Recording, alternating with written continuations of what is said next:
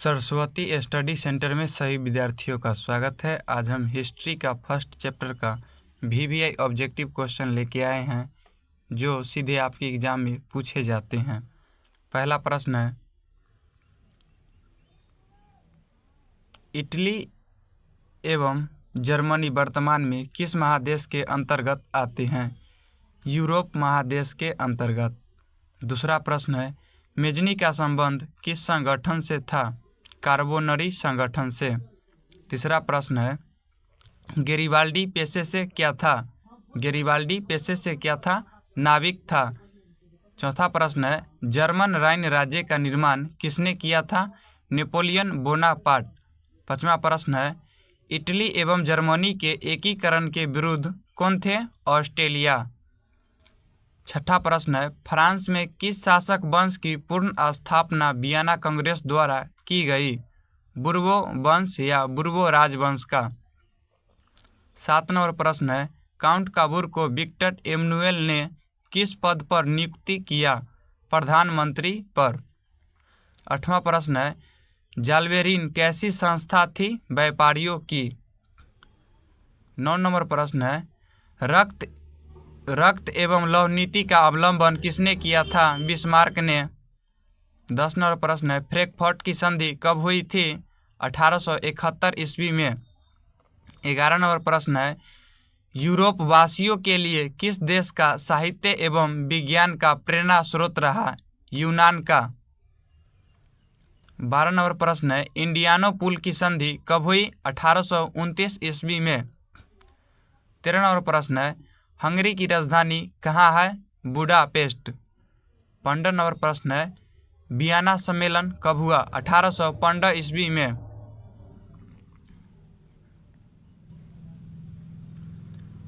Sedan का युद्ध कब हुआ था? 1870 ईस्वी में। 16 नंबर प्रश्न है, यूनान कब स्वतंत्र हुआ था? 1832 ईस्वी में। सन 1870 ईस्वी में फ्रांस और प्रसा के बीच युद्ध कहाँ हुआ था? सेडन में। किस युद्ध के बाद जर्मनी का एकीकरण पूरा हुआ था? सेडन के युद्ध के बाद। यूरोपियन सभ्यता का पालन किसे कहा जाता था? यूनान को। यूरोपियन सभ्यता का पालन किसे कहा जाता था? यूनान को। यंग यूरोप की स्थापना किसने किया था? Joseph Mazzini. यंग यूरोप का स्थापना मेजनी ने किया था और मेजनी का पूरा नाम जोसेफ मेजनी था।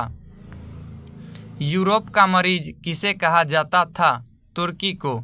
यूरोप का मरीज किसे कहा जाता था? तुर्की को।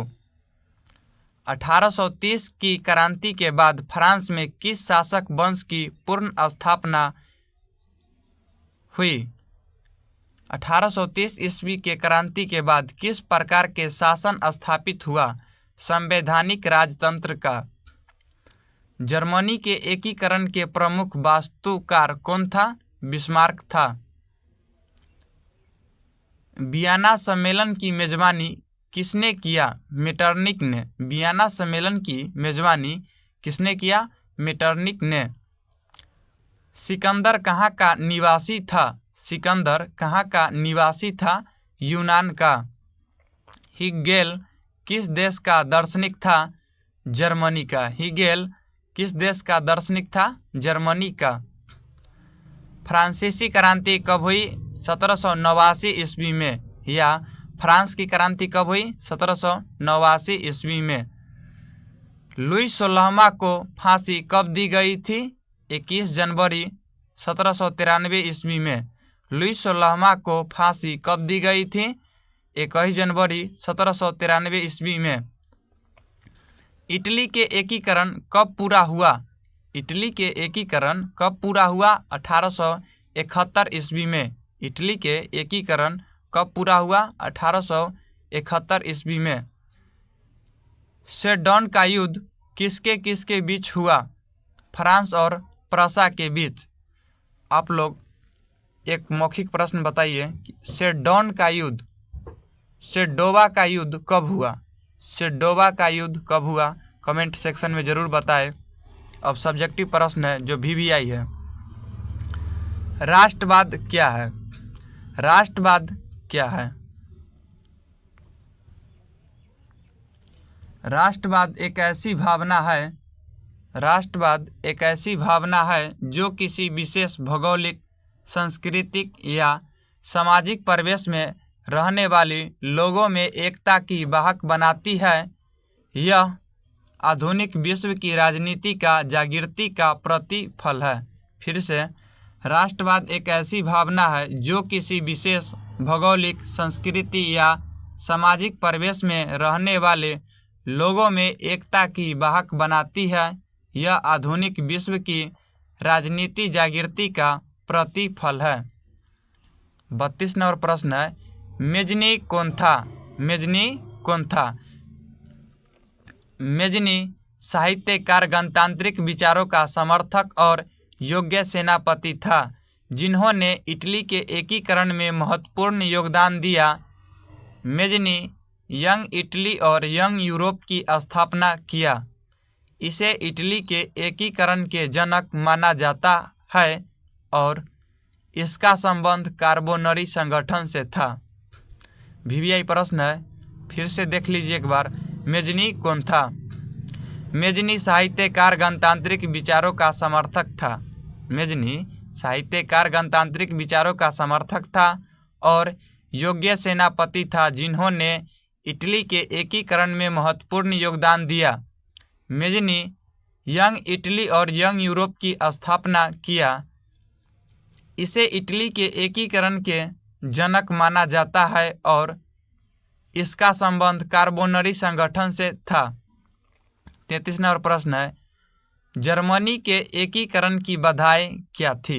जर्मनी के एकीकरण की बाधाएं क्या थी? जर्मनी में लगभग 300 छोटे छोटे राज्य थे। उनमें धार्मिक, राजनीतिक तथा सामाजिक विषमताएं भी मौजूद थी। उसमें जर्मन राष्ट्रवाद की भावना का अभाव था, जिनके कारण एकीकरण की मुद्रा उनके सापेक्ष नहीं था। जर्मनी के एकीकरण की बाधाएं क्या थी? जर्मनी में लगभग 300 छोटे छोटे राज्य थे। उनमें धार्मिक, राजनीतिक तथा सामाजिक विषमता भी मौजूद थी। उसमें जर्मन राष्ट्रवाद की भावना का भी अभाव था, जिनके कारण एकीकरण की मुद्रा उनके सापेक्ष नहीं था। मेटरनिक युग क्या है? मेटरनिक युग क्या है? वियना कांग्रेस के उद्देश्य यूरोप में पुनः उसी व्यवस्था को कायम करना था जिसे नेपोलियन के युद्धों और विजयों के अस्त्र व्यस्त कर दिया, जिसका नेतृत्व ऑस्ट्रेलिया के चांसलर मेटरनिक के नाम से जाना जाता है। इसीलिए 1815 से 1848 तक की इस काल को यूरोप में मेटरनिक युग के नाम से जाना जाता है। 1848 ईस्वी की फ्रांसीसी कारण क्या थी? 1848 ईस्वी की फ्रांसीसी कारण की निम्न कारण थी, जो इस प्रकार है। पहला, लुई फिलिप नीति की असफलता। मध्य वर्ग का शासन का प्रभाव, राजनीतिक दलों में संगठन। चौथा, समाजवाद का प्रसार। इटली के एकीकरण में मेजनी का क्या योगदान था? इटली के एकीकरण में मेजनी का क्या योगदान था? इटली के एकीकरण के योगदान मेजनी के नाम का सर्वप्रथम आता है। उससे इटली के नौजवानों को उसने ऐतिहासिक सौरभ का स्मरण कराया तथा यंग इटली नामक संस्था की स्थापना किया। वह गणतांत्रिक विचारों का समर्थक थे। वह संपूर्ण इटली के एकीकरण कर उसे गणराज्य बनाना चाहता था, लेकिन जब ऑस्ट्रेलिया ने इटली के चल रहे जनवादी आंदोलन को दबा दिया तो मेजनी को वहां से भागना पड़ा। बिस्मार्क कौन था? बिस्मार्क कौन था? बिस्मार्क का जन्म 1 अप्रैल 1815 ईस्वी में हुआ था। वह ऑस्ट्रेलिया के कुलपति 1862 ईस्वी में बना था। वह जर्मनी के एकीकरण का प्रमुख वास्तुकार था। उसने वियना कांग्रेस